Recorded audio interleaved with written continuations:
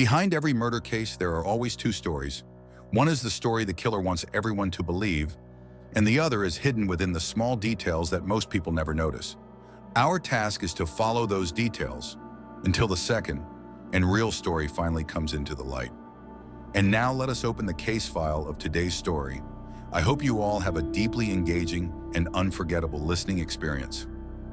On a cold evening in September 2011, the grasslands outside a small town in Inner Mongolia were already beginning to fade into the quiet stillness of autumn. The sun had slipped below the horizon, leaving only a thin layer of pale light stretching across the open fields. In places like Baoyanhua town, evenings arrived quietly. There were no crowds, no traffic, only long dirt roads cutting through stretches of farmland and pasture where the wind moved gently through tall grass. It was the kind of place where most people knew each other, where strangers stood out immediately, and where serious crime was almost unheard of. That evening, a local shepherd named Hu was finishing his routine work before returning home. Like many people in the area, he often combined tasks when he went out to tend his flock. While watching over the sheep grazing across the wide pasture, he also gathered wild vegetables growing along the roadside. Using a small hand shovel, he cut them close to the ground and placed them in a bag to take home for dinner. It was an ordinary habit, something he had done countless times before. The fields were quiet, and apart from the distant sounds of animals moving through the grass, nothing seemed unusual. As he walked along a narrow path that led back toward the village, Hu noticed something strange a short distance away on a patch of grass near the side of the trail. At first glance, it looked like someone lying on the ground. What caught his attention was a single foot sticking out from the grass, the shoe partly visible under the fading light. His first thought was simple. Someone must have been drinking and fallen asleep out here. In small towns like this, that wasn't entirely impossible.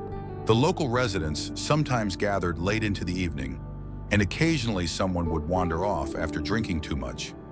The weather was beginning to turn cold, and if someone really had passed out in the grass, they could easily catch a serious chill overnight. Thinking it might be a familiar face from the village, Hu called out loudly from a distance. There was no response. Assuming the man was simply too drunk to hear him, Hu walked closer. With every step, the quiet around him seemed to deepen. The wind moved slowly through the grass, brushing against his legs as he approached the figure on the ground. When he finally stood a few feet away, the scene in front of him made his heart drop instantly. The man lying there was not asleep. His eyes were wide open, staring blankly toward the sky. His face had already lost most of its color, and the front of his clothing was soaked in dark stains that spread across the fabric. For a moment, Hu froze, unable to process what he was seeing. Then instinct took over. Panic surged through him, and he turned around and ran as fast as he could back toward the road. Only after putting some distance between himself and the body did he manage to pull out his phone and call the police. Within a short time, officers arrived at the location. The site was remote, positioned near the end of a dirt path where very few people passed, except for shepherds and farmers working nearby land. As the investigators examined the body lying in the grass, the first details of the case began to emerge. The victim appeared to be a middle-aged man, somewhere in his 50s. He was dressed neatly in dark trousers and a light-colored jacket, clothing that didn't quite match the rough, rural surroundings where he had been found. More disturbingly, there were multiple stab wounds across his body, stretching from his neck down toward his abdomen. The injuries varied in depth, but together they painted a clear picture of what had happened. This had not been an accident. Someone had attacked him repeatedly with a knife. Based on the condition of the body and early forensic indicators, investigators estimated that the man had been dead for roughly 18 to 20 hours. That meant the attack had likely occurred sometime the previous evening, long before the shepherd happened to pass through the area. But one detail immediately stood out to the officers working the scene. Despite the number of wounds, there was far less blood on the surrounding grass than they expected. In fact, most of the visible blood appeared to be confined to the victim's clothing. If a person had been stabbed so many times in that exact spot, the ground around the body should have been heavily stained. Instead, the grass looked mostly undisturbed. For experienced investigators, that detail suggested something important. This probably wasn't the place where the murder happened. It looked much more like a dumping site. Someone had killed the victim somewhere else, and then transported the body here, leaving it hidden in the tall grass at the edge of the field. Not long after, officers were able to identify the victim through local records and missing person reports. His name was Liu Changjun, a 54-year-old resident of Baoyanhua town who made a living driving an informal taxi service around the area. The discovery immediately raised an unsettling question. If Liu Changjun had been working the night before, who was the last passenger to enter his car? At that moment, the investigators had no suspects, no witnesses, and no clear location where the attack had taken place. The quiet pasture where the body had been found offered very little physical evidence. Only faint tire tracks could be seen along the nearby path, suggesting that a vehicle had stopped there not long before. But in a rural town where very few cars traveled those roads at night, even that small detail carried weight. Somewhere nearby, there had to be another scene, the real scene of the crime. And if they could find it, they might finally understand what had happened during the final hours of Liu Changjun's life. What the investigators didn't yet realize was that the person responsible had already passed through the town earlier that same day, moving quietly through its streets, leaving behind a trail of small details that no one had noticed at the time. Details that would later point to a single, unmistakable clue: a pair of brand new white shoes. The memory shared by driver Lee immediately changed the direction of the investigation. Until that moment, detectives had been searching blindly for any clue that might reveal who had been inside Liu Changjun's taxi during his final ride. Now, for the first time, they had a potential description of a suspicious passenger who had been actively contacting taxi drivers in the area on the same day the murder occurred. The detail about the white shoes stood out in particular. Investigators returned to the scene where Liu's body had been found in the grassy field and carefully reviewed every piece of evidence that had already been collected. The forensic team had documented footprints in the soil around the area, but at the time they had been considered too incomplete to identify clearly. The ground had been uneven, and the grass had partially covered the impressions. However, when those photographs were re-examined with the new information in mind, something became obvious. Several footprints near the location where the body had been dragged showed the outline of athletic shoe soles. More importantly, the size and pattern appeared to belong to a relatively young adult rather than an older man. If the killer had indeed been the passenger described by Lee, those footprints might belong to him. Detectives began expanding their interviews with other taxi drivers throughout Baoyanhua town. This time, instead of asking general questions about Liu's movements, they focused specifically on whether anyone had received unusual ride requests from a young man who behaved nervously or asked strange questions about vehicles. At first, most drivers shook their heads, but then another man spoke up. Like Lee, he had initially dismissed the encounter as unimportant. Yet after hearing the description of the passenger and the distinctive white shoes, he realized he had experienced something very similar. This driver explained that he had also received a call earlier that same day from a young male passenger requesting a ride. The pickup location had been near a residential neighborhood not far from the town center. When the driver arrived, he found a man standing alone by the roadside, smoking and repeatedly checking his phone. The passenger entered the taxi but seemed unusually cautious. During the ride, he avoided direct conversation. Instead, he kept glancing around the vehicle as if studying the interior. At one point, he leaned slightly forward, examining the dashboard and the space between the seats. The behavior made the driver uncomfortable enough that he briefly wondered whether the man might be trying to identify something about the car. Then the passenger asked a question that seemed oddly specific. He wanted to know how late taxi drivers usually worked at night. The driver replied casually that most of them continued taking passengers until midnight or even later, depending on demand. It was a routine answer, but the passenger's reaction was strange. He nodded slowly, as if the information confirmed something he had already suspected. When they reached the destination, the passenger paid the fare without complaint. Before leaving, however, he turned back toward the driver and asked one final question. Were there many taxis operating in Baoyanhua town? The driver laughed slightly at the time and said there were enough drivers to meet demand, but not nearly as many as in larger cities. In a place this size, most drivers eventually recognized each other's vehicles. The passenger seemed to think about that answer for a moment. Then he stepped out and walked away. At the time, nothing about the interaction suggested a crime. But now, with the murder of Liu Changjun under investigation, the pattern became unsettling. The young man appeared to have spent that entire day contacting multiple taxi drivers, asking questions about their cars, their schedules, and their working habits. It almost sounded as if he had been conducting a quiet survey. As detectives pieced together these accounts, a disturbing possibility began to emerge. The killer might not have encountered Liu Changjun by chance.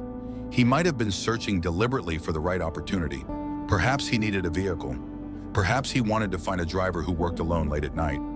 Or perhaps he had been testing different drivers until he found one whose situation matched whatever plan he had in mind. If that theory was correct, then the murder was not a sudden act of anger or desperation. It was premeditated. But even with this new understanding, investigators still lacked the most crucial piece of the puzzle. No one knew the young man's name. No one knew where he lived. All they had was a rough description. A man in his 20s, quiet and restless, frequently smoking, asking unusual questions, and wearing a pair of bright white shoes that seemed oddly out of place in a dusty rural town. In larger cities, surveillance cameras might have helped trace his movements, but Baoyanhua town had far fewer cameras, especially along the secondary streets where many taxis operated. Tracking the suspect through video footage would not be easy, yet the detectives refused to abandon the lead. If the young man had been calling multiple taxi drivers that day, then he must have used a phone number, and phone numbers could be traced. Investigators began reviewing the call records of several drivers who had received ride requests around the time of the suspicious encounters. One by one, they collected the numbers that had contacted them. Some belonged to regular customers whose identities were easily confirmed. Others were temporary prepaid numbers that quickly led nowhere.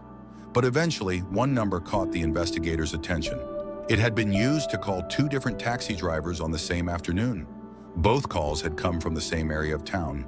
And according to the records, the phone had remained active for several hours afterward before suddenly going silent late that night. Around the same time, Liu Changjun was believed to have been killed. For the first time since the investigation began, the detectives felt they might be closing in on the person responsible. If they could identify who had been using that phone, they might finally discover the man behind the white shoes. But what they didn't yet realize was that the answer waiting at the end of that phone number would reveal something even more disturbing. The killer was not a stranger passing through town. He was someone who had been living among them all along. Once investigators obtained the phone number that had contacted multiple taxi drivers, the case entered a new and far more focused stage. Up until that moment, the investigation had been built largely on fragments, scattered witness memories, physical evidence from remote locations, and vague descriptions of a suspicious passenger. Now there was finally a traceable lead, something concrete that could be followed through official records. The first step was to identify who had registered the number. Police submitted the information through the telecommunications database, expecting that the phone might belong to a temporary prepaid card registered under false details. In many cases like this, suspects used disposable SIM cards to avoid identification. But when the records returned, the results surprised the investigators. The number had been registered under a real name. The account belonged to a man named Zhang Yong. At first glance, the name meant nothing to the detectives. Baoyanhua town and the surrounding rural communities had thousands of residents, and Zhang Yong was not an uncommon name. However, the address attached to the registration placed the man within the same region where Liu Changjun had lived and worked. This meant the suspect was not some anonymous traveler passing through the town. He was a local resident. Police quickly began gathering background information. According to the records, Zhang Yong was 22 years old. He had grown up in a nearby village and had spent most of his life in the area. Unlike many young adults who left rural towns to find work in larger cities, Zhang had remained close to home, taking on occasional jobs when opportunities appeared. But the more investigators looked into his history, the stranger it became. Neighbors described him as quiet, withdrawn, and difficult to understand. He did not maintain steady employment and rarely socialized with people his own age. Most of the time, he stayed inside the house he shared with relatives, spending long hours alone. Some villagers recalled seeing him walking through the streets late at night, smoking while staring down at the ground as if lost in his own thoughts. None of that behavior was illegal, but it did match the description given by the taxi drivers who had encountered the nervous passenger. Still, detectives needed more than coincidence. Before confronting Zhang Yong directly, they decided to confirm whether his movements could be connected to the locations involved in the murder. If he truly had been the person making those taxi calls, there should be evidence placing him in Baoyanhua town during the hours leading up to Liu Changjun's death. Phone location data provided the first clue. Although the rural network coverage was limited, the signal logs showed that the phone associated with Zhang Yong had connected to cell towers near the town center on the afternoon when the suspicious taxi rides had taken place. Later that evening, the same phone briefly connected to another tower located closer to the road where the bloodstains had been discovered. Then shortly after midnight, the phone signal disappeared completely. It was turned off. That pattern alone was enough to justify a closer look. Detectives decided to visit the address listed in the registration records. The house was located in a small village not far from Baoyanhua town, surrounded by narrow dirt roads and fields that stretched toward the hills.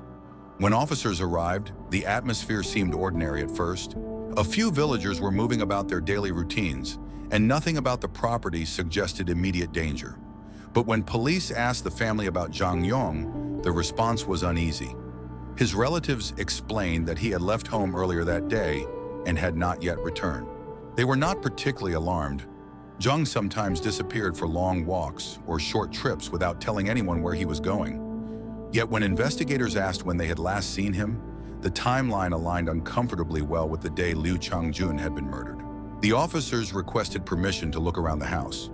Inside Zhang Yong's room, they began searching for anything that might connect him to the crime. At first, the space appeared simple and sparsely furnished. A bed, a small table, and a few personal belongings scattered around the corners. But as they examined the items more closely, one object immediately caught their attention. On the floor near the bed sat a pair of athletic shoes. They were white, or at least they had once been. The shoes were heavily stained with dirt and dark marks that looked suspiciously like dried blood.